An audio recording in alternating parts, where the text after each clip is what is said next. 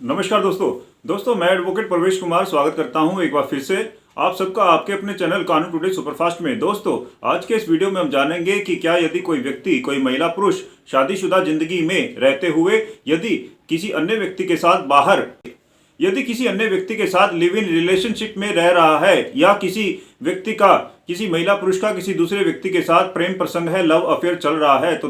तो दोस्तों ऐसे मामलों में ज्यादातर महिला पुरुष के मन में अक्सर यह डर लगा रहता है। अक्सर वह जानना चाहते हैं कि क्या शादीशुदा रहते हुए भी यदि वह किसी दूसरे व्यक्ति के साथ एक शादीशुदा जोड़े की तरह, एक कपल की तरह या कह लें कि पति पत्नी की तरह रहते हैं, तो ऐसे में क्या उनके विरुद्ध कोई कानूनी कार्रवाई हो सकती है? क्या उनके विरुद्ध कोई आपराधिक मुकदमा दर्ज हो सकता है? क्या उनके विरुद्ध कोई एफआईआर दर्ज करवाई जा सकती है? दोस्तों हम यहाँ यह बता दें कि यदि कोई व्यक्ति शादीशुदा रहते हुए भी किसी अन्य महिला पुरुष के साथ यदि लिव इन रिलेशनशिप में रहता है या एक कपल की तरह, एक शादीशुदा जोड़े की तरह रहता है, तो ऐसे मामलों में भारत के संविधान के द्वारा देश के हर नागरिक को अपनी मर्जी से जीवन जीने का अधिकार दिया गया है,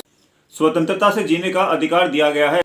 तो ऐसे में दोस्तों हर महिला पुरुष के पास यह पूरी स्वतंत्रता होती है कि यदि वह कानूनी तौर पर बालिग है तो वह अपनी मर्जी से किसी व्यक्ति के साथ एक शादीशुदा जोड़े की तरह, कपल की तरह रह सकता है। दोस्तों कानूनी तौर पर लिव इन रिलेशनशिप में रहने के लिए एक अनिवार्य शर्त यह होती है कि एक महिला पुरुष को कानूनी तौर पर बालिग होना चाहिए। ऐसे में एक महिला पुरुष को लिव इन रिलेशनशिप में रहने के लिए यह भी आवश्यक होता है कि किसी महिला पुरुष को पहले से शादीशुदा नहीं होना चाहिए। जी हाँ दोस्तों, यदि कोई हिंदू महिला पुरुष पहले से शादीशुदा है तो ऐसे में यदि वह महिला पुरुष किसी दूसरे व्यक्ति के साथ लिव इन रिलेशनशिप में रहना चाहता है तो ऐसे में यह कानूनी तौर पर आवश्यक होता है। जी हाँ दोस्तों, यह जरूरी होता है कि ऐसे महिला पुरुष को पहले कि यदि कोई हिंदू महिला पुरुष पहले से शादीशुदा है तो यह आवश्यक होता है कि उस महिला पुरुष को अपनी शादीशुदा जिंदगी में रहते हुए अपने पहले पति से या पत्नी से कोर्ट के द्वारा एक तलाक की, एक डाइवोर्स की डिक्री लिया जाना आवश्यक होता है। जी हाँ दोस्तों, जब कोई हिंदू महिला पुरुष कोर्ट के द्वारा तलाक की डिक्री ले लेता है, डाइवोर्स की डिक्री ले लेता है, तो ऐसे में उसके पास यह पूरा अधिकार है कि वह कानूनी तौर पर बालिग होने के नाते वह किसी भी व्यक्ति के साथ, जी हाँ अपनी मर्जी से किसी भी महिला पुरुष के साथ लिव इन रिलेशनशिप में रह सकता है, एक कपल की तरह रह सकता है, एक शादीशुदा जोड़े की तरह रह सकता है। वहीं दोस्तों अक्सर कुछ महिला पुरुष यह भी जानना चाहते हैं कि यदि वह पहले से शादीशुदा है और उन्होंने कानूनी तौर पर अपने पहले पति या पत्नी से तलाक नहीं लिया है, डाइवोर्स नहीं लिया है, तो ऐसे में क्या वह तलाक लिए बिना, डाइवोर्स लिए बिना किसी दूसरे महिला पुरुष से शादी कर सकते हैं, मैरिज कर सकते हैं? दोस्तों हम यहाँ बता दें कि ऐसे मामलों में यदि एक पति या पत्नी शादीशुदा रहते हुए किसी दूसरे महिला पुरुष से शादी कर लेता है, मैरिज कर लेता है, ऐसे में एक पीड़ित पति या पत्नी के पास पूरा अधिकार है कि वह दोषी पति या पत्नी पर आईपीसी की धारा 494 में, जी हाँ 494 आईपीसी में एक पीड़ित पति या पत्नी अपने दोषी पति या पत्नी पर एक आपराधिक मुकदमा, एक एफआईआर दर्ज करवा सकता है।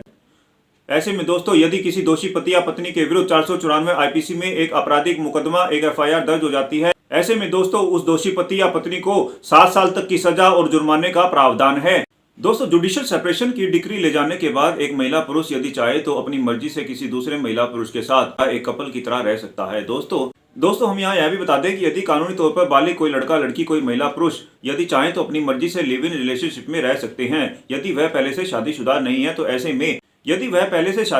है। तो ऐसे में कोई भी लड़का लड़की, कोई भी महिला पुरुष अपनी मर्जी से किसी भी व्यक्ति के साथ लिव इन रिलेशनशिप में रह सकता है। इसमें किसी तरह की कोई समस्या नहीं है, कोई बाधा नहीं है। वहीं दोस्तों यदि कोई महिला पुरुष शादीशुदा रहते हुए बिना तलाक लिए, यदि लिव इन रिलेशनशिप में रहता है तो ऐसे में उनके रिश्ते को लिव इन रिलेशनशिप रिश्ता नहीं कहा जा सकता है, क्योंकि दोस्तों लिव इन रिलेशनशिप के रिश्ते में और एडल्ट्री में एक मामूली सा ही, एक छोटा सा ही फर्क होता है। दोस्तों यदि कोई महिला पुरुष पहले से शादीशुदा है और एक जोड़े की तरह, एक पति पत्नी की तरह रह रहे हैं, तो ऐसे में क्योंकि उनका डाइवोर्स नहीं हुआ है, तलाक नहीं हुआ है, तो ऐसे में उनका एक साथ रहा जाना, लिव इन रिलेशनशिप में रहा जाना नहीं कहा जा सकता है।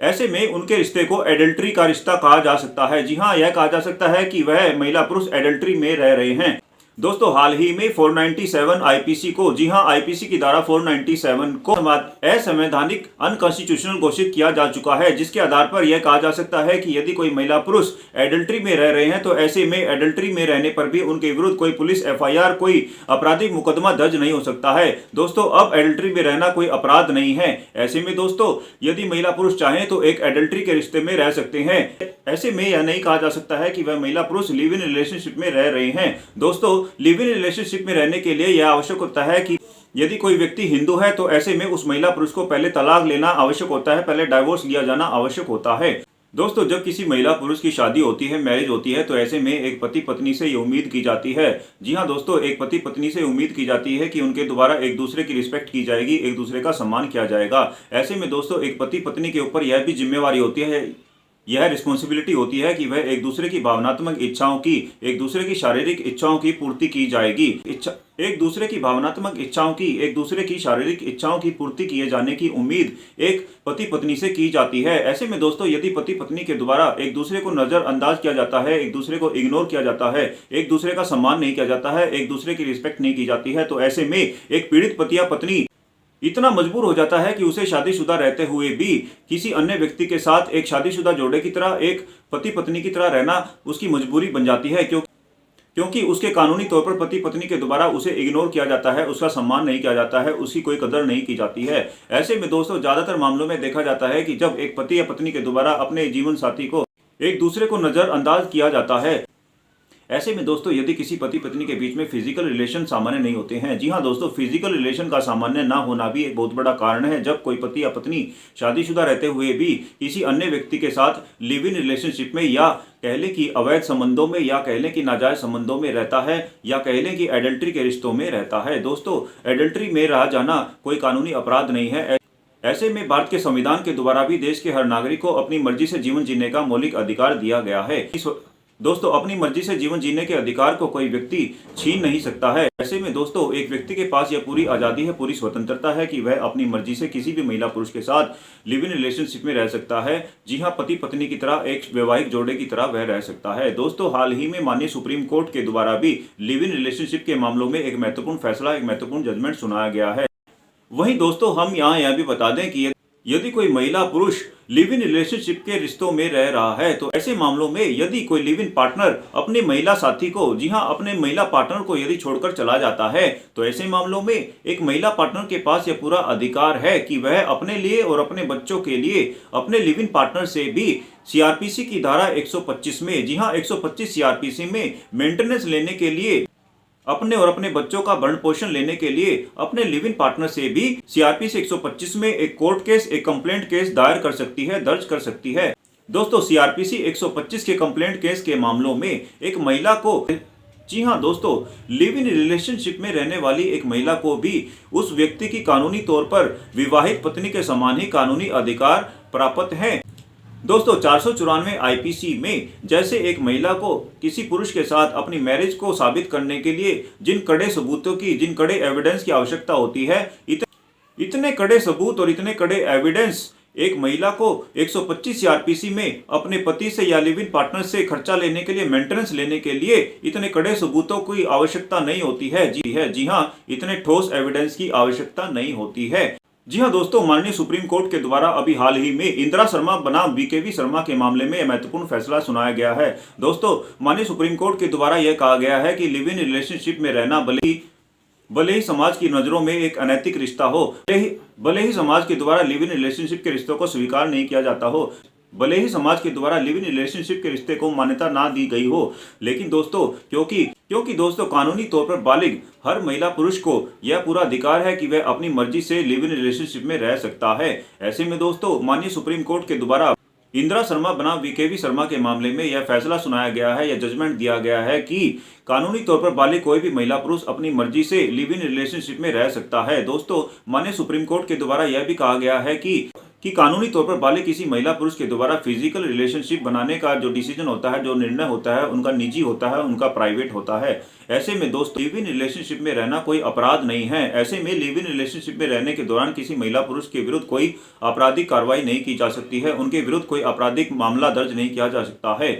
वहीं दोस्तों, माननीय सुप्रीम कोर्ट के द्वारा चनमुनिया बनाम वीरेंद्र कुमार सिंह कुशवाहा के मामले में यह फैसला दिया गया है कि यदि कोई महिला पुरुष कानूनी तौर पर बालिग है और यदि कोई महिला पुरुष लिव इन रिलेशनशिप में रह रहे हैं, ऐसे में यदि किसी महिला को लिव इन रिलेशनशिप में रहते हुए यदि उसका पार्टनर उसे छोड़कर चला जाता है, ऐसे मामलों में एक पीड़ित महिला को यह पूरा अधिकार है कि वह अपने लिव इन पार्टनर से भी, जी हां, अपने लिव इन पार्टनर से भी अपने लिए और अपने बच्चों के लिए 125 सीआरपीसी में भरण पोषण मेंटेनेंस क्लेम कर सकती है। जी हाँ दोस्तों, ऐसे में लिव इन रिलेशनशिप में रहने वाली एक महिला के पास भी पूरा अधिकार है कि वह अपने लिए और अपने बच्चों के लिए